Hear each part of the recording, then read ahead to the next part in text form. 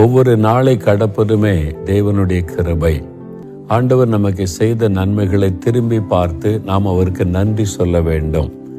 எத்தனையோ காரியங்கள் உலக அளவில் நடைபெற்றது. நம்முடைய தேசத்திலும் பலவிதமான காரியங்கள் நடைபெற்றது. அவைகளுக்கு மத்தியிலும் பல இடத்துல மழையினால் உண்டான வெள்ளத்தினால பாதிப்புகள், இந்த மாதிரி பலவிதமான செய்திகள் நம்ம சுற்றிலும் நம்ம கேள்விப்பட்டு கொண்டே இருக்கிறோம். இதற்கு மத்தியில தேவன் தினந்தோறும் நம்மை பாதுகாத்து நடத்தி கொண்டு வருவது அவருடைய கிருபை அல்லவா? அதை நினைத்து ஆண்டவருக்கு நன்றி சொல்லணும். தேவன் எனக்காக என்ன நன்மை வைத்திருக்கிறார், ஆண்டவர் என்னிடத்தில் எதிர்பார்க்கிறது என்ன, எனக்கென்று தேவன் வைத்திருக்கிற காரியம் என்ன, இவைகளை நாம் தேவ சமூகத்திலே ஆராய்ந்து பார்த்து, யோசித்து பார்த்து, தியானித்து ஆண்டவருடைய சமூகத்திலே ஜெபிக்க வேண்டும். எல்லாருக்குமே ஒவ்வொரு தேவை இருக்கும். என் குடும்பத்தில் நடக்கணும், வேலையில், பிஸ்னஸில் இந்த காரியம் நடக்குமா, இப்படி கேள்வி எல்லாம் நம்முடைய உள்ளத்தில் இருக்கும். அப்போ நம்முடைய வாழ்க்கையில் என்ன ஆண்டவர் நன்மை தரப்போகிறார், என்ன வாக்கு கொடுக்க போகிறார் என்ற எண்ணம் இருக்கும். அதே மாதிரி ஆண்டவரிடத்திலும் நம்மை குறித்து ஒரு எண்ணம் இருக்கும். என் பிள்ளைங்க எனக்காக என்ன செய்ய போறாங்கன்னு சொல்லி இல்லை, ஆண்டவரும் நம்ம இடத்துல எதிர்பார்ப்பார் இல்லை. இதையும் நாம் மனதிலே கொண்டு தான் ஜெபித்து தியானித்து நம்ம அர்ப்பணிக்கணும். என்ன ஒரு வாக்கு தத்தம் வைத்திருக்கிறார் என்ற எதிர்பார்ப்போடு இருக்கிறீங்களா? நான் அதற்காக ஜெபித்த போது ஆண்டவர் ஒரு வேத வசனத்தை உங்களுக்கு முன்பாக வாக்குத்தத்தமாக சொல்லி ஜெபிக்கும்படி கட்டளையிட்டார். பரிசுத்த யோவான் எழுதின சுவிசேஷம் 15ஆம் அதிகாரம் 7வது வசனம். நீங்கள் என்னிலும் என் வார்த்தைகள் உங்களிலும் நிலைத்திருந்தால் நீங்கள் கேட்டுக்கொள்வது எதுவோ அது உங்களுக்கு செய்யப்படும். ஆண்டவர் சொல்லுகிறார், நீங்கள் கேட்டுக்கொள்வது எதுவோ அது உங்களுக்கு செய்யப்படும். இயேசு உங்களுக்கு ஒரு வாக்கு கொடுக்கிறார். என் மகனே, என் மகளே, நீ என்ன கேட்டுக்கொள்ளுவாயோ அதை நான் உனக்கு செய்வேன். உனக்கு என்ன வேணும் கேளு என்று ஆண்டவர் சொல்லுகிறார். நம்ம விரும்பி விருப்பத்தோடு என்ன கேட்போமோ அதை ஆண்டவர் செய்து தருவாராம். ஆங்கிலத்தில் இந்த வேதத்திற்கு அப்படி ஒரு அர்த்தம் சொல்லப்படுகிறது. Desire, according to your desire. நீங்கள் விரும்பி ஆண்டவரிடத்தில் கேட்பதை அவர் செய்து கொடுப்பாராம். அதுதான் ஆண்டவர் கேட்கிறார். உனக்கு என்ன விருப்பம் மகளே, மகனே, உனக்கு என்ன விருப்பம், நான் என்ன செய்யணும்னு விரும்புகிறேன், நீ கேளு, நான் செய்கிறேன் என்று ஆண்டவர் சொல்லுகிறார். நம்ம ஆண்டவரை நோக்கி ஆண்டவரே ஆண்டவரே அப்படின்னு கூப்பிடுகிறோம். ஒரு ஜெபத்தில் ஆண்டவரே ஆண்டவரேன்னு கூப்பிடுகிறோம். ஒரு ஆசீர்வாதம் தாரோன்னு கேட்குறோம். ஆண்டவரிடத்தில் ஆயிரக்கணக்கான லட்சக்கணக்கான ஆசீர்வாதம் இருக்குது. உனக்கு என்ன வேணும் அதை கேளு, நீ விரும்பி கேட்கிறத நான் உனக்கு செய்வேன் அப்படின்னு ஆண்டவர் சொல்றார். இயேசு எரிகோ வழியை கடந்து போகும்போது ஒரு கண் தெரியாத மனிதன் கூப்பிடுகிறான், தாவீதின் குமாரனே எனக்கு இறங்குன்னு சொல்லி. அவர் ஜெபம் பண்ணுகிறான். ஆண்டவர் சொல்றாரு, அவனை கூட்டிட்டு வாங்க. அவனை கூட்டி கொண்டு வந்து நிறுத்தினோடனே கண் தெரியாதவன், தர்மம் எடுத்து கொண்டிருந்தவன். இப்போ ஆண்டவர் கேட்கிறார், என்னை கூப்பிட்டியே, நான் உனக்கு என்ன செய்யணும்னு விரும்புகிறேன், உன் விருப்பம் என்ன, நான் என்ன செய்யணும் கேளு அப்படின்னு சொல்றார். நீங்கள் பாருங்களேன், அவனை அழைச்சிட்டு வந்து இயேசுக்கு முன்னால் நிறுத்துறாங்க. அவனுக்கு என்ன வேணும்னு இயேசுக்கு தெரியுமா தெரியாதா? தெரியும். நமக்கே தெரியுதில்ல. ஒரு கண் தெரியாதவன் இயேசுகிட்ட கண் பார்வைக்காக தான் ஜெபிக்கிறேன்னு நமக்கே தெரியுதில்ல, அவருக்கு தெரியும். ஆனாலும் நீ கேளு, நீ வாய் திறந்து கேளு, உன் விருப்பத்தை சொல்லு, நான் செய்கிறேன் அப்படின்னு ஆண்டவர் சொல்கிறார். உங்களை பார்த்து ஆண்டவர் அப்படி தான் சொல்கிறார். என் மகனே, என் மகளே, நீ வேண்டிக் கொள்வது எதுவோ அது உனக்கு செய்யப்படும். நான் உனக்காக செய்கிறேன். என்ன செய்யணும்? உனக்கு குடும்பத்துக்குள்ள, வேலையில், பிஸ்னஸில், ஊழியத்தில், பிள்ளைகள் காரியத்தில், உன்னுடைய காரியத்தில் என்ன செய்யணும் சொல்லு. சுகம் வேணுமா, விடுதலை வேணுமா, ஒரு நன்மை வேணுமா, வழி திறக்கப்படணுமா, குறைவு நிறைவாக்கப்படணுமா, என்ன வேணும் நீ கேளு என்று ஆண்டவர் சொல்கிறார். நம்ம பெரும்பாலும் என்னன்னா, நாம் ஆண்டவரிடத்தில் கேட்பதை விட நமக்காக யாராவது ஜெபிப்பாங்களான்னு தேடுகிறோம். ஏன்னா அப்படியே நம்ம வந்துட்டோம் நிறையா. எல்லாத்துக்குமே ஊழியக்காட்டை ஜெபித்து அவங்ககிட்ட போய் சொல்லி இந்த மாதிரி பழக்கத்துக்குள்ளே நம்ம வந்துட்டோம். ஆனால் நம்ம கொஞ்சம் மாறணும். ஆண்டவர் கேட்குறாரு, நீ கேளு, நான் செய்கிறேன்னு ஆண்டவர் சொல்கிறார். இல்லை, நீ உனக்கு வேணும்னா மோகன்லாஸ்கிட்ட போய் சொல்லு, அவன் ஜெபித்தா நான் உனக்கு அற்புதம் செய்வேன் அப்படி இயேசு சொல்லலை. நீ கேளுன்னு தான் சொல்கிறார். உனக்கு எதுக்கு இன்னொரு ஊழியக்காரர், உனக்கு எனக்கு நடுவில் இன்னொருத்தர் எதுக்கு, நீ கேளுன்னு ஆண்டவர் சொல்கிறார். அப்போ மற்றவங்கள்ட்ட உதவி தேடக்கூடாதா, மட்டும் ஜெபிக்க கேட்கக்கூடாதான்னா தப்பு இல்லை. ஜெப உதவியை நாடலாம், மற்றவங்க நமக்காக ஜெபிக்கலாம். நானே மற்றவங்ககிட்ட எனக்காக ஜெபிக்க சொல்லி கேட்கிறேன், ஜெபத்தை விரும்புகிறேன், அது தவறு அல்ல.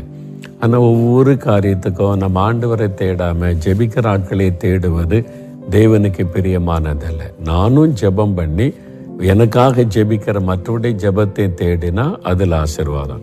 நான் ஜெபமே பண்ணாமல் ஒன்லி மற்றவங்க ஜெபத்தையே நாடி நான் வாழ்ந்தால் ஆண்டவர் இப்படி ஆசீர்வதிக்க முடியும்?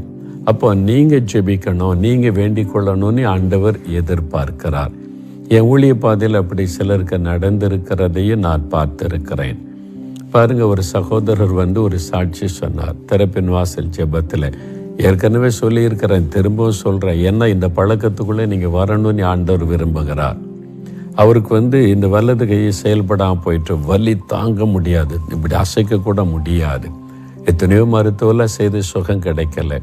நால்மாவடியில் மோகலாசை ஜெபம் பண்ணுறாரு, நீங்கள் அவர்கிட்ட போனால் சுகமாக்கிடுவாருன்னு யாரும் சொல்லியிருக்கிறாங்க. அவர் திறப்பின் வாசல் ஜெபத்துக்கு வந்துட்டார். எல்லாரும் ஜெபிக்கிறாங்க, ஜெபிங்க கேளுங்க ஆண்டவர் அற்புதம் செய்வார்.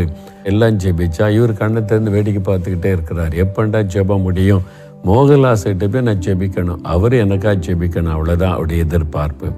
கூட்டம் முடிந்த உடனே முழங்கால் படியிட்டுட்டார். நான் எல்லாருக்காக வரிசையாக ஜெபம் பண்ணுவேன், அப்படி ஜெபம் பண்ணிட்டேன். கை வைத்து ஜெபிச்சுட்டு போனால் ஒன்றும் நடக்கலை, வலியும் மாறலை, கையும் சுகமாகலை. என்ன இது மோகன்லால் சுகமாக்கிடுவார், நாங்கள் ஒன்றும் நடக்கலையே, போயிட்டார். அடுத்த மாதமும் வந்துட்டார். இந்த மாதமாவது எனக்கு அற்புதம் நடக்கும், மோகன்லால் ஜெபம் பண்ணி அற்புதம் நடக்கிறா பார்த்துடலான்னு உட்கார்ந்துருக்கிறார். நான் சொல்கிறேன், நீங்கள் ஜெபிங்க, ஏசு அற்புதம் செய்வார்னா அவர் எல்லாரும் ஜெபிக்கிற பார்த்துக்கிட்டே இருப்பார். கூட்டம் எப்போ முடியும், மோகன்லால் ஜெபி எப்படி தலையை கொடுக்கலான்னு தான் அவருக்கு எண்ணமே. 2வது மாதமும் ஜெபிச்சார், ஒன்றும் நடக்கலை, வலியோடு போனார். என்ன ஒன்றும் நடக்கலையே அப்படி சொல்லிட்டு போனார். ஆனால் 3வது மாதமும் வந்துட்டார். வந்தப்போ பிரசங்கத்தை கேட்டுக்கிட்டே இருந்தார். எப்போ கூட்ட முடியும்னு பார்த்தாரு. நான் கடைசியாக ஒரு 10 நிமிஷம் 15 நிமிஷம் ஜனங்களை ஜெபிக்க வைப்பேன், நீங்கள் கூப்பிடுங்க, நீங்கள் ஜெபிங்க, உங்கள் ஜெபத்தை கேட்க ஆண்டவர் விரும்புகிறார் அப்படின்னு சொல்லி பார்த்தாரு. சரி எல்லாரும் ஜெபிக்க நம்ம கூப்பிட்டு பார்ப்போமே. முதல் கண்ண மூடி, இயேசுவே எனக்கு அந்த கை வலி தாங்க முடியல, என்னை சுகமாக்குங்க அப்படின்னு இயேசுவின் பேரை சொல்லி கூப்பிட்டார். பார்த்தீங்களா, இயேசு பார்த்துக்கிட்டே இருந்தார், எப்பண்டா இவன் கூப்பிடுவான் அற்புதம் செய்யலான்னு. உடனே ஆண்டவுடைய கரம் தொட்டது, வலி போயிட்டு கையை உயர்த்துறாரு, நல்ல சுகமாயிட்டு ஃப்ரீ ஆயிட்டு வலி எல்லாம் போயிட்டு அவருக்கு ரொம்ப சந்தோஷம். மேடைக்கு ஓடி வந்தார். ஏறி ஓடி எல்லாருக்கும் மத்தியில் என்ன சொன்னா தெரியுமா?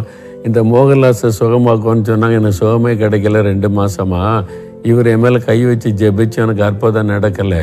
இன்னைக்கு நான் கூப்பிட்டேன், இயேசு எனக்கு உடனே அற்புதம் செய்துட்டார்னார். எனக்கு ரொம்ப சந்தோஷம். இதுதான் ஆண்டவர் எதிர்பார்க்கிறார்.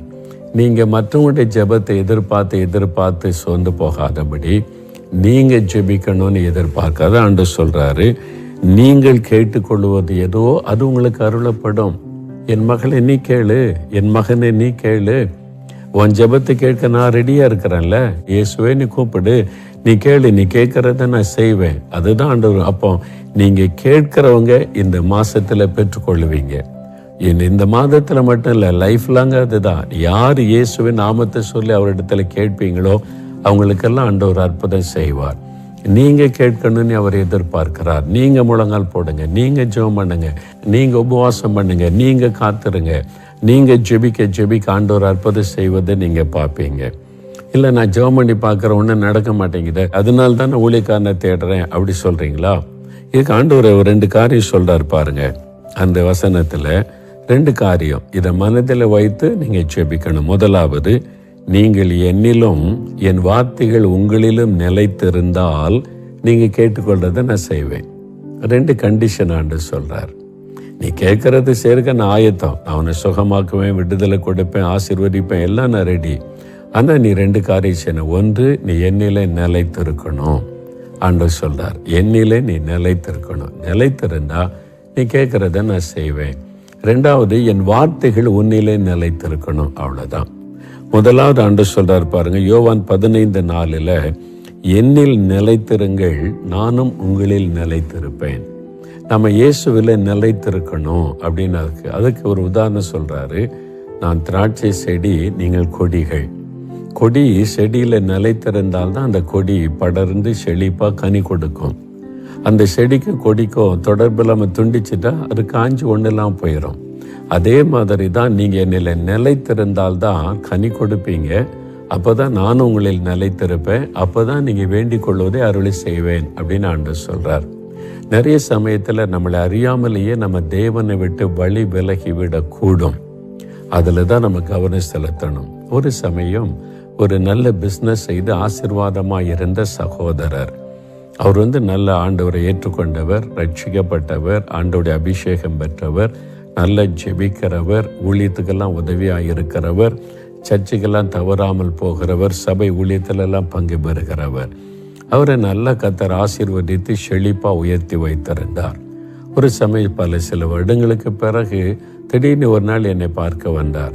ரொம்ப நாள் ஆச்சு பார்த்து உட்கார வச்சு, எப்படி இருக்கீங்க பிரதர், நல்லா இருக்கீங்களா, எல்லாம் பிஸ்னஸ்லாம் எப்படி இருக்குன்னு விசாரித்தேன். அவர் சொன்னார், நான் நல்லா இருக்கிறேன், ஆனால் பிஸ்னஸ் தான் நல்லா இல்லை, எல்லாம் போச்சு, வருமானம் இல்லை, எல்லாமே க்ளோஸ்ட். அதாவது இப்போ வருமானத்துக்கு ஒரு வழியும் கிடையாது, பிஸ்னஸ் எல்லாம் மூடப்பட்டு விட்டார் அப்படின்னு சாதாரணமாக சொன்னார். நான் அதிர்ச்சி அடைஞ்சிட்டேன். என்ன பிரதர் சொல்கிறீங்க, எவ்வளோ பெரிய பிஸ்னஸ்ஸு, நீங்கள் எவ்வளோ ஊழியத்துக்கு ஆதரவாக உதவியாக இருந்தவங்க, என்ன சொல்கிறீங்க, என்னை பொண்ணு இல்லை அப்படின்னாரு.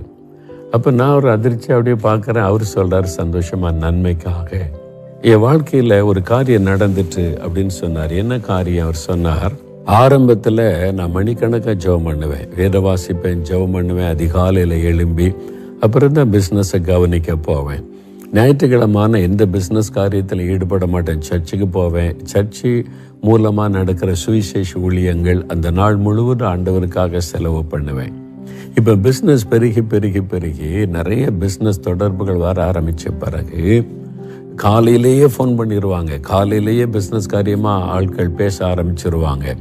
அதனால என் ஜெப நேரம் கொஞ்சமாய் குறைய ஆரம்பித்தது. அது கடைசியில் சும்மா அப்படி நின்றுக்கிட்டு பைபிள் வாசிக்கிறது, ஜெபிக்கிறது, ஓடுறது, அந்த நிலைமைக்கு வந்துட்டேன். மணிக்கணக்காக ஆண்டவரோடு ஐக்கியப்பட்டிருந்த நான் கொஞ்சமாக ஆண்டவரை விட்டு விலகி சும்மா பேருக்கு ஒரு ஜெபம், ஆண்டவர் கூட வரணும், இந்த மாதிரி ஆண்டவர் மேல் உள்ள அன்பை விடலை, விசுவாசத்தை விடலை, அந்த ஆண்டவர் கொடுக்க வேண்டிய நேரம் கொடுக்கப்படலை, ஜெபிக்க வேண்டிய அளவு நான் ஜெபிக்கலை, வசனத்தை தியானிக்க வேண்டிய அளவு தியானிக்கலை. அப்புறம் ஞாயிற்றுக்கிழமை பிஸ்னஸ் வந்துட்டு, ஞாயிற்றுக்கிழமை அதுலேயும் பிஸ்னஸ் செய்யணும் அப்படின்னு சொல்லி அப்போ சர்ச்சுக்கு போயிட்டு ஊழியத்துக்கு போகாமல் பிஸ்னஸ்க்கு கவனிக்க ஆரம்பித்தேன். கொஞ்ச நாள் ஆச்சு, சர்ச்சுக்கு போகிறதே குறைய ஆரம்பித்து விட்டார். ரொம்ப பிஸி ஆகிட்டோம்ல, ஆண்டவர் ஆசீர்வதிச்சிட்டார், உயர்த்திட்டார், அப்படி ஆகிட்டேன். என்னை அறியாமலே கொஞ்சமாய் தேவனை விட்டு வழி விலகி அவரோடு நான் நிலைத்திருந்த நான் கொஞ்சமாய் அவரை விட்டு தூரம் போயிட்டேன். அதுக்கு பிறகுதான் எனக்கு தெரியும், திடீரென்ற ஒரு நாள் என் பிஸ்னஸில் ஒரு பெரிய சரிவு ஏற்பட்டது. நான் எதிர்பார்க்காத சரிவு, நெருக்கம், அப்படியே நஷ்டம், இழப்பு, தோல்விகள் எல்லாம் வாசல் அடைக்கப்பட்டது. அப்போதான் நான் ஒன்று உணர்ந்தேன், ஆண்டவரோடு இருந்த ஐக்கியத்தை நான் இழந்துட்டேன். நான் எவ்வளோ இயேசுவோட நெருக்கமாக இருந்தேன், அதெல்லாம் விட்டு கொஞ்சமாய் விலகி பிஸ்னஸ்ஸு, உலக காரியம் வந்துட்டேன். அப்போ தான் எனக்கு தெரியுது நான் எவ்வளோ தூரம் விலகி போயிருக்கிறேன்னு சொல்லி. அதனால ஆண்டவருக்கு நன்றி சொன்னேன். எனக்கு வந்த நஷ்டத்துக்காக ஸ்தோத்திரம், இழப்புக்காக நன்றி. இதன் மூலமாக நான் உங்களை விட்டு எவ்வளோ விலகி இருக்கிறேன் என்பதை அறிந்து கொள்ள செய்தீரே, ஸ்தோத்திர ஆண்டவரே, நீ ஆண்டவரை துதிக்கிறேன். இப்போ ஆண்டவருக்குள்ளே நல்லா இருக்கிறேன் பிரதர். நான் இப்போ முன்னால் எனக்கு நிறைய பிஸிஸ், அந்த மாதிரி வேலை, பிஸ்னஸ் அதெல்லாம் இருந்துச்சு. அப்போ டென்ஷன், கலக்கம், அதுக்கு என்ன பண்ண, இது அப்படி தான் இருந்தேன். ஆனால் இப்போ எனக்கு ஒன்றுமே இல்லாட்டாலும் சந்தோஷமாக இருக்கிறேன் இயேசுவோட. இப்போ நான் அதிக நேரம் ஜெபிக்கிறேன், அதிக நேரம் வேதத்தை தியானிக்கிறேன், நான் இயேசுவோடு இருக்கிறேன், அது எனக்கு போதும் என்பதாய் சொன்னார். நானும் அவருக்காக ஜெபம் பண்ணினேன். சில மாதம் கழித்தது மறுபடியும் ஒரு முறை என்னை சந்திக்க வந்தார். எப்படி இருக்கீங்கன்னு கேட்டேன். அவர் சொன்னார், இப்போ நான் முன்பு இருந்ததை விட ஆசீர்வாதமாக ஆண்டவர் மாற்றிட்டார். இழந்து போன எல்லாத்தையும் ஆண்டவர் தந்துட்டார். முன்னால விட என் பிஸ்னஸ் பெருசாக இருக்குது. நான் இப்போ முன்னால விட ஆசீர்வாதமாக இருக்கிறேன். ஆனால் ஆண்டவரோடு நிலைத்திருக்கிறத விட்டு நான் விலகலை. இப்போ நான் கவனமாக இருக்கிறேன். என் ஜெப நேரத்தை விட்டு கொடுக்க மாட்டேன், பைபிள் வாசிக்கிறத விட்டு கொடுக்க மாட்டேன். ஞாயிற்றுக்கிழமைன்னா என் கர்த்தருக்கு நான் முழு நாளும் இப்போ பிஸ்னஸுக்காக எதையும் ஆண்டவருடைய காரியத்தை விட்டு கொடுக்க முடியாதுன்னு சொல்லிட்டேன். ஆண்டவரோட நிலைத்திருக்கிறேன். அதனால என் பிஸ்னஸும் சேஃபாக இருக்குது, நானும் ஆசீர்வாதமாக சேஃபாக சந்தோஷமாக இருக்கிறேன்னு சொன்னார். இதுதாங்க ஆண்டவர், என்னில் நீ நிலைச்சிருக்கணும் மகளே, மகனே, உன்ட்டு நான் என்ன எதிர்பார்க்குறேன், என்னில் நீ நிலைச்சிருந்தாதான் கனி கொடுக்க முடியும். என்னில் நிலைச்சிருந்தாதான் நீ வேண்டிக் கொள்கிறத நான் உனக்கு அருள முடியும். நீ என்னில் நிலைத்திருந்தா என்ன வேணாலும் கேளு, நான் உனக்கு செய்வேன். ஏன்னா நீ என்னுடைய மகன், என்னுடைய மகள். நீ என்னில் நிலைத்திருக்கிற ஒரு ஆத்மா. அதனால நான் உனக்கு என்ன வேணாலும் செய்வேன். நீ என்னை விட்டு விலகி போயிட்டா நான் எப்படி உனக்கு செய்ய முடியும்? அப்போ நீ என்னை விட்டு விலகி நீ தூரமாக போயிட்ட, உலகம்தான் எனக்கு முக்கியம், பணம் சம்பாத்தியம் அது இதுன்னு போனால் நான் எப்படி உன்னை ஆசீர்வதிக்க முடியும்? அப்போ நீ வேண்டிக் கொள்றதை உனக்கு நான் செய்கிறதுக்கு ஆயத்தமாக இருக்கிறேன். ஆனால் நீ என் பிள்ளையா என்னோட நிலைச்சிருக்கணும்ல. எங்கே வழி விலகி போனீங்க? யோசித்து பாருங்கள். எங்கே நீங்கள் தவறு செய்ய ஆரம்பிச்சிங்க? எங்கே ஜெபத்தை மிஸ் பண்ணீங்க? எங்கே வேதத்தை தியானிக்கிறத நீங்கள் விட்டீங்க? ஊழியம் செய்கிறத விட்டீங்க? யோசித்து பாருங்கள். ஆதியிலே கொண்டிருந்த அன்பை விட்டுட்டீங்கல்ல. மறுபடியும் திரும்புங்க, மறுபடியும் ஒப்பு கொடுங்க, அவரிலே நிலைத்திருங்கள். அவரில் நிலைச்சிருந்தாதான் நீங்கள் 1 யோவான் 2:28 வாசித்தால், நாம் இயேசுனுடைய வருகையில் அவருக்கு முன்பாக வெட்கப்பட்டு போகாமல் தைரியமுள்ளவர்களாய் இருக்கும்படி அவரில் நிலைத்திருங்கள். அவரில் நிலைத்திருந்தால்தான் வருகையிலே காணப்பட முடியும். என்னைக்கோ ரட்சிக்கப்பட்டீங்க, சரி. இன்றைக்கு அவரில் நிலைச்சிருக்கிறீங்களா? இன்றைக்கும் அபிஷேகம் பெற்றீங்க, அது சரி. ஆனால் இன்றைக்கு இயேசுக்குள்ள நிலைத்திருக்கிறீங்களா? இன்றைக்கு அவருக்கும் உங்களுக்கும் ஐக்கியம் எப்படி இருக்குது? இன்றைக்கு அவரில் நிலைத்திருந்தால் தான் வருகையில நீங்க காணப்பட முடியும். அதனால தான் ஆண்டவர் சொல்றா, நீங்க நிலைத்திருங்கள். நீ நிலைத்திருந்தா நீ வேண்டிக் கொள்வது எதுனாலும் சரி, நான் உனக்காக செய்வேன். அப்போ முதலாவது இருதயத்தை ஆராய்ந்து பாருங்க. எங்க நான் தப்பு பண்ணேன்? ஆண்டவரே, நான் உண்மையிலே நிலைச்சிருக்கிறேனா? இப்போ நான் உமக்கு கொடுத்த நேரத்தை, செல்ஃபோன், என் ஃப்ரெண்ட்ஸு, இந்த உலகம் கொஞ்சம் கொஞ்சமாக என்னை உண்மை விட்டு பிரித்து விட்டது. என்னை மன்னியும் ஆண்டவரே. மறுபடியும் மனம் திரும்பி உண்மையிலே நிலைத்திருக்க ஒப்பு கொடுக்கிறேன்னு ஒப்பு கொடுங்க. நீங்கள் வேண்டிக் கொள்ளுகிற காரியத்தை அப்படியே ஆண்டவர் நிறைவேற்றி தருவதை பார்ப்பீங்க. அடுத்த ஆண்டவர் சொல்றாரு, என் வார்த்தைகள் உங்களில் நிலைத்திருக்கணும். என் பிள்ளைகளே, என் வார்த்தைகள் உங்களில் நிலைத்திருந்தால் நீங்கள் வேண்டிக் கொள்றதை நான் செய்வேன். அப்போ வார்த்தைக்கு நீங்கள் செவி கொடுக்காட்டா நீ வேண்டிக் கொள்றதை நான் என்னால் நிறைவேற்ற முடியாது. அப்போ நான் என்ன சொல்கிறேனோ அதை நீ செய்தாதானே நீ சொல்கிறத நான் செய்ய முடியும். நீ என்னில் நிலைத்திருக்க மாட்டேன், வேதம் வாசிக்க மாட்டேன், ஜெபிக்க மாட்டேன், வசனத்துக்கு செவி கொடுக்க மாட்டேன். ஆனால் நீ கேட்குறல நான் செய்யணுமா? எப்படி? அப்போ நான் உன்னிடத்தில் என்ன எதிர்பார்க்குறேன்? நீ என் கூட இரு, எப்பவுமே என்னோட இரு, என் வார்த்தைக்கு செவி கொடு. நான் உனக்கு ஆலோசனை சொல்கிறேன். இப்படி தான் எப்படி வாழ்வதல்ல கிறிஸ்தவ வாழ்க்கை. இப்படி தான் வாழணும்னு ஒரு வாழ்க்கை நான் உனக்கு எழுதி கொடுத்துருக்கிறேன். அப்படி தான் நீ வாழணும். வேத வசனத்தில் ஆண்டவர் எழுதி கொடுத்திருக்கிறார். அப்போ அவருடைய வசனம் நம்மளே நிலைத்திருக்கணுமா? 1 யோவான் 2:6 பாருங்க.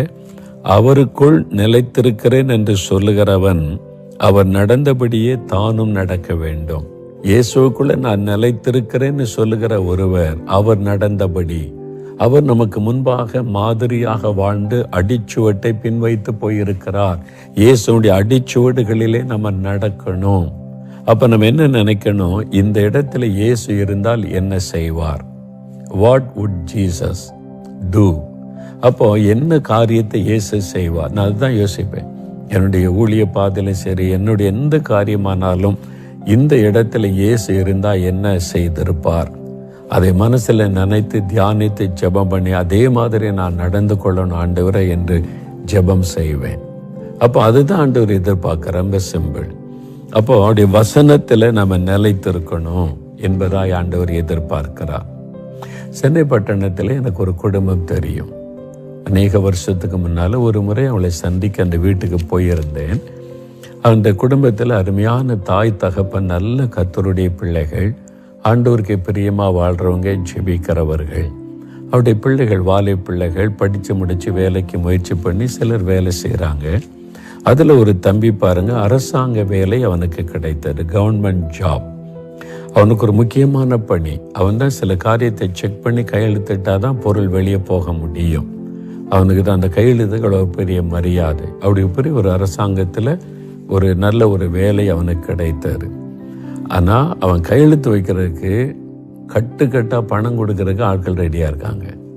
அவன் சொன்னது, அவங்க அம்மாட்ட சொன்னாம்மா, இந்த வேலையில் கட்டுக்கட்டாக பணம் கொண்டு வர்றாங்க, ஐயா இந்த கையெழுத்து போட்டு என்னை அனுப்பி விட்டுரு, நான் இந்த பணம் உனக்கு தர்றேன்னு சொல்லி கட்டுக்கட்டாக பணம் கேட்காமல் கொண்டு அந்த மேஜைக்கு அடியில் போடுறாங்க, காலு கீழே போடுறாங்க, போட்டு கொடுத்துறேன்னு நான் பயந்தே போயிட்டேன். அப்போ எனக்கு முன்னால் இருந்தவங்க அப்படி செய்திருக்காங்க போல், அதே மாதிரி செய்யணுன்றாங்க. நான் சொன்னேன், எனக்கு அரசாங்கம் சம்பளம் கொடுக்குது, அது எனக்கு போதும். நான் என் டியூட்டியில் கரெக்டாக இருக்கணும். அதை நம்பி தான் அரசாங்கம் எனக்கு வேலைக்கு வச்சுருக்குது, சம்பளம் கொடுக்குது. உங்கள் பணத்தை நீங்களே வச்சுக்கிடுங்க. நீங்கள் உண்மையாக இருந்தால் நான் கையெழுத்து போட்டு தர போகிறேன், அவ்வளோதானே. நான் செக் பண்ணிவிட்டு கையெழுத்து போட்டு தரேன், நீங்கள் போய்கிட்டே இருங்க, இதில் ஒரு காரியம் இல்லையே அப்படின்னு சொல்லி உண்மையாக இருக்கிறவங்களுக்கெல்லாம் ரொம்ப சந்தோஷம். ஐயோ இந்த அதிகாரி லஞ்சமே வாங்க நேர்மையாக இருக்கான்னு சந்தோஷம். ஏமாத்துறவனுக்கு தான் கஷ்டம். என்னடா அது லஞ்சம் கொடுத்து இவ்வளோ நாள் ஏமாற்றிக்கிட்டு இருந்தால் ஏமாற்ற முடியலேன்னு. பாதி பேருக்கு சந்தோஷம், பாதி பேருக்கு துக்கம். ஆனால் இந்த தம்பி அம்மா கிட்ட சொன்னால் இது மாதிரி இருக்குமான்னு சொல்லி அவங்க அம்மா சொன்னாங்க, மகனே சம்பளமே இல்லாமல் ₹1 கூட லஞ்ச பணம் நம்ம வீட்டுக்குள்ளே வந்துடக்கூடாது. அது தேவனுடைய வார்த்தைக்கு மீறுகிற ஒரு காரியம். பரிதானம் வாங்குவது பாவம் என்று பைபிளில் நமக்கு இருக்குது. வாங்குகிற சம்பளமே போதும் என்றிருங்கள் என்று ஆண்டவர் ஆலோசனையாக எழுதி கொடுத்திருக்கிறார். அதில் கவனமாக இருக்கணும். எந்த பணமும் ₹1 கூட லஞ்ச பணம் வீட்டுக்கு வந்துடக்கூடாது, கவனமாயிரு. அதை வச்சு தான் ஆண்டவர் ஆசீர்வதிப்பான்னு அந்த பெற்றோர் அந்த பிள்ளைக்கு அருமையாக ஆலோசனை கொடுத்தாங்க. அந்த வாலிப தம்பி அவன் சொன்னான், எத்தனை லட்சம் கொடுத்தாலுமா நான் லஞ்சம் வாங்க மாட்டேன், நீதி தவற மாட்டேன், உண்மையாக இருப்பேன் என்று ஒப்பு கொடுத்து பாருங்க, தேவனுக்கு பயந்து அவருடைய கட்டளையின்படி நடக்க தன்னை அர்ப்பணித்து கொண்டதுனால அந்த குடும்பத்துக்குள்ள சந்தோஷம் என்ன, ஒரு மகிழ்ச்சி, சந்தோஷம், ஆசீர்வாதம், தேவனுடைய பாதுகாப்பு, இதுதாங்க வேணும். எல்லாரும் லஞ்சம் வாங்குறாங்களே, நம்ம வாங்குறேன்னு தப்பு? லஞ்சம்லாம் இப்போ சர்வசாதாரணம், அதெல்லாம் முடியாது, அதனால நான் வாங்குறேன். நம்ம வசனத்தின்படி வாழ அழைக்கப்பட்டவர்கள். ஆண்டவர் சொல்றாரு, நீங்க என்னில நிலைச்சிருக்கணும், என் வார்த்தைகள் உங்களில நிலைத்திருக்கணும். அப்போ வசனம் நம்முடைய வாழ்க்கையில நிலைத்திருக்கணும். அப்போ ஆண்டவர் சொல்றாரு, நீங்கள் வேண்டிக் கொள்வது எதுவோ, கேட்டுக்கொள்வது எதுவோ அது உங்களுக்கு செய்யப்படும். இன்னைக்கு உங்களுக்கு என்ன வேணும்? சுகம் வேணுமா? விடுதலை வேணுமா? ஒரு ஆசீர்வாதம் வேணுமா? குறைவு நிறைவாக்கப்படணுமா? ஒரு வழி திறக்கப்படணுமா? தேவை சந்திக்கப்படணுமா? என்ன வேணும்? ஆண்டவர் சொல்ல, நீ கேளு மகளே, நான் செய்கிறேன் உனக்கு. நீ கேளு மகனே, நான் செய்கிறேன் உனக்கு. உனக்காக நான் இருக்கிறேன்ல, உனக்காக சிலுவையில் என்னையே பலியாக கொடுத்தேன், உனக்காக நான் அடிக்கப்பட்டேன், நொறுக்கப்பட்டேன், ரத்த சிந்தினேன், காயப்பட்டேன், உனக்காக இவ்வளோ பாடுபட்டு உன்னை என் மகனாக மகளாக நான் உன்னை சுதந்திரமாக்கி வைத்திருக்கிறேன். உனக்கு இல்லாததா கேளு, உனக்கு என்ன வேணும்? அவர் வானத்தை பூமி உண்டாக்கினவர், சகல அதிகாரம் பெற்றவர். அவரிடத்துல என்ன கேட்டாலும் செய்ய முடியும். வழி இல்லாத இடத்துல வழி திறக்க அவரால் முடியும். முடியாததை முடிய செய்ய அவராலே கூடும். சுகமே ஆக்க முடியாத என்ற வியாதியை கூட குணமாக்க அவரால் ஆகும். இனிமேல் அவ்வளவுதான், ஒண்ணுமே செய்ய முடியாது என்ற தேவைகளை அவரால் சந்திக்க முடியும். அவர் சொல்லுகிறார், உனக்கு என்ன வேணும் கேளு. அப்போ இந்த 2 காரியத்தை சோதிங்க. நான் இயேசுல நிலைச்சிருக்கிறேன்னா, விலகி இருக்கிறேன், ஆண்டவரே மறுபடியும் என்னை ஒப்பு கொடுக்கிறேன், நான் உண்மையில நிலைச்சிருக்கணும், அதுதான் எனக்கு முக்கியம். உங்க வீட்டை நான் விலகக்கூடாது. உங்களை அர்ப்பணித்துக் கொள்ளுங்க. 2வது, உங்களுடைய வசனத்தின்படி நான் வாழுவேன். எனக்கு எழுதி கொடுத்திருக்கிறீங்க இந்த வசனம், இதுதான் என் வாழ்க்கை சட்டம், இதன்படி வாழ என்னை ஒப்பு கொடுக்கிறேன். ஏதாவது இந்த வசனத்துக்கு மாறா நடந்திருந்தா என்னை மன்னிச்சிருங்க. அந்த வசனத்தின்படி வாழ ஒப்பு கொடுக்க ஒப்பு கொடுங்க. இன்றைக்கு அற்புதம் நடக்கும். ஜெபிக்கலாமா? இப்போ ஒப்பு கொடுக்குறீங்களா? இந்த மாதம் மாத்திரம் அல்ல, இனி எஞ்சி இருக்கிற அத்தனுடைய வாழ்நாள் முழுவதிலும் நீங்க என்ன வேண்டிக் கொண்டால் ஆண்டவர் நிறைவேற்றுவார். நீங்க மனசுல அப்படி நினைச்சு ஜெபிச்ச உடனே அற்புதம் நடக்கும். என் பிள்ளை கேட்கிறா, என் பிள்ளை கேட்கிறான், அதை நிறைவேற்றணும்னு சொல்லி உடனே செய்வார். நீங்க அவரில் நிலைச்சிருக்கணும். அவருடைய வசனம் உங்களுக்குள்ள நிலைச்சிருந்தா போதும், ஆண்டவர் அற்புதம் செய்வார். ஜெபிக்கலாமா? ஒரு நிமிடம் அப்படியே கண்களை மூடி யோசிங்க. இயேசுக்குள்ளே நிலைச்சிருக்கிறீங்களா? ஆதியிலே கொண்ட இந்த அன்பு இருக்குதா? ஆதியிலே ஜெபித்தபடி ஜெபிக்கிறீங்களா? ஆதியிலே வசனத்தை தியானித்தபடி தியானிக்கிறீங்களா? ஜெப நேரம் குறைஞ்சிட்டு இல்லை, வசனத்தை தியானிக்கிறது குறைஞ்சிட்டு இல்லை, ஆண்டவரை விட்டு உங்களை அறியாம விலகி நிற்கிறீங்கல்ல. இயேசுவே என்னை மன்னியும், நான் மறுபடியும் உம்மோடு இணைந்து இசைந்து வாழ ஒப்பு கொடுக்கிறேன். என் ஜெப நேரம், தியான நேரம், வசனத்தை வாசிக்கிற நேரம், இனி ஒரு நாள் நான் அதை விட்டு கொடுக்க மாட்டேன், உண்மையிலே நிலைத்திருக்க ஒப்பு கொடுக்கிறேன்னு சொல்லுங்க. ஆண்டவரே, உம்முடைய வசனத்தின்படி வாழுவேன், உம்முடைய வசனம்தான் என் வாழ்க்கையின் சட்டம், அதன்படி வாழ என்னை ஒப்பு கொடுக்கிறேன், வசனத்திற்கு மாறாக எதையும் நான் செய்ய மாட்டேன், என்னை ஒப்பு கொடுக்கிற ஆண்டவனை ஒப்பு கொடுங்க. இப்போ நீங்க கேளுங்க, உங்களுடைய இருதயத்தில் உங்களுடைய கரத்தை வைத்து, ஆண்டவரே நான் கேட்கிறதை செய்வேன்னு சொன்னீங்கல்ல, எனக்கு இந்த காரியத்தை செய்யுங்க, உடனே செய்யுங்க, இந்த வழியை தரங்க, சுகம் கொடுங்க, அற்புதம் செய்யுங்க, விடுதலை செய்யுங்க, இந்த வழிகளை உண்டாக்கி கொடுங்க, இந்த குறைவை நிறைவாக்குங்க, என் நிந்தையை மாற்றுங்க. இன்றைக்கு கேளுங்க, இந்த நாள் முதல் அற்புதம் ஆரம்பிக்க போகிறது. இந்த நாள்ல இருந்து உங்களுக்கான ஆசீர்வாதம் உண்டாவது நீங்கள் காண போகிறீங்க. அப்படியே ஜெபிக்கலாமா? என்ன தேவையோ ஆண்டவரிடத்துல சொல்லி ஜெபம் பண்ணுங்க. தகப்பனே, இந்த மகன், இந்த மகள் உம்முடைய வார்த்தைக்கு தங்களை அர்ப்பணித்து ஜெபிக்கிறாங்க. உம்மிலே நிலைத்திருக்கவும், வசனத்தை தன்னிலை நிலைநிறுத்தி கொள்ளவும் அர்ப்பணித்து ஜெபிக்கிறதுனால நீங்க வாக்கு கொடுத்தபடி இந்த பிள்ளைகள் வேண்டிக் கொள்ளுவதை நீங்க அருளி செய்யணும்ப்பா. இந்த மகன் எந்த காரியத்திற்காக வேண்டிக் கொள்ளுகிறார்களோ அதில் அற்புதம் நடப்பதாக. இந்த மகள் எந்த காரியத்தை வேண்டிக் கொள்ளுகிறார்களோ அதில் அற்புதம் நடப்பதாக. இயேசு கிறிஸ்துவின் நாமத்தில் அற்புதங்கள் நடக்கட்டும். வியாதிகள் இயேசுவின் நாமத்தில் மறையட்டும். சகல நோயின் கட்டுகளும் இயேசுவின் நாமத்தில் அறுக்கப்பட்டு பூரண சுகம் இயேசு கிறிஸ்துவின் நாமத்தில் உண்டாகட்டும். எல்லா பலவீனத்தின் கட்டுகள் அறுக்கப்படட்டும். மன சோர்வுகள் மாறட்டும். மன அழுத்தங்கள் மாறட்டும். கவலைகள், துக்கங்கள், மன சோர்வுகளை கொண்டு வருகிற சத்துருடைய கிரியைகள் அழிக்கப்பட்டு போகட்டும். இப்பொழுதே உற்சாகமான ஆவி அவர்களை தாங்கட்டும். தடைப்பட்டிருக்கிற நன்மைகள் வாய்க்க பண்ணப்படட்டும். அற்புதம் நடக்கட்டும். வாசல்கள் திறக்கப்படட்டும். அவர்கள் ஜெபிக்கிற காரியத்தில் காரியத்தை வாய்க்க பண்ணும். குறைவுகளை இயேசுவின் நாமத்தில் நிறைவாக்கி அவளை மகிழ பண்ணும். தடைகளை கர்த்தர் விலக்கி வழிகளை உண்டாக்கி கொடுத்து ஆசீர்வதியும். அவருடைய ஊழியங்களை ஆசீர்வதித்து பெருக பண்ணி நீர் மகிழ பண்ணும். அவள் கைட்டு செய்கிற எல்லாவற்றிலும் செழிப்பையும் நன்மைகளையும் ஆசீர்வாதத்தை காண செய்யும். படிக்கிற பிள்ளைகளுக்கு ஞானத்தை அருளி ஜெயம் கொடுத்து உயர்த்தை மேன்மைப்படுத்தும். வேலைக்கு காத்திருக்கிற பிள்ளைகளுக்கு வேலைக்கு உடனே வழி திறந்து ஆசீர்வாதத்தை மேன்மைப்படுத்தும். தொழிலுக்காக, பிசினஸுக்காக ஜெபிக்கிற பிள்ளைகளுக்கு காரியத்தை வாய்க்க பண்ணும். திருமண காரியத்தை வாய்க்க பண்ணும். குழந்தை செல்வத்தை அருளி ஆசீர்வதியும். எந்தெந்த காரியத்துக்காக விரும்பி வேண்டுதல் செய்கிறார்களோ இயேசு கிறிஸ்துவின் நாமத்தில் அந்த காரியத்தில் அற்புதம் நடப்பதாக. அவளுக்கு அருளப்படும் என்று சொன்னி நான் செய்வேன் என்று வாக்கு கொடுத்து செய்யுங்க ஆண்டவரே. உடனே அந்த அற்புதத்தை செய்யுங்க. இன்றைக்கு ஒரு மாற்றத்தை அவர்கள் காணட்டும். இந்த நாள் முதல் ஒவ்வொரு நாளும் அவள் வேண்டிக் கொள்கிற காரியத்தில் அற்புதங்களை செய்து மகிழ பண்ணும். நீர் அப்படி செய்துவிட்டதற்காக ஸ்தோத்திரம், ஸ்தோத்திரம், ஸ்தோத்திரம். பெற்றுக்கொண்டோம் என்று விசுவாசிக்கிறோம். அற்புதங்களை காணப்போகிறதற்காக ஸ்தோத்திரம், ஸ்தோத்திரம். இயேசு கிறிஸ்துவின் நாமத்தில் ஜெபிக்கிறோம் பிதாவே. ஆமேன்.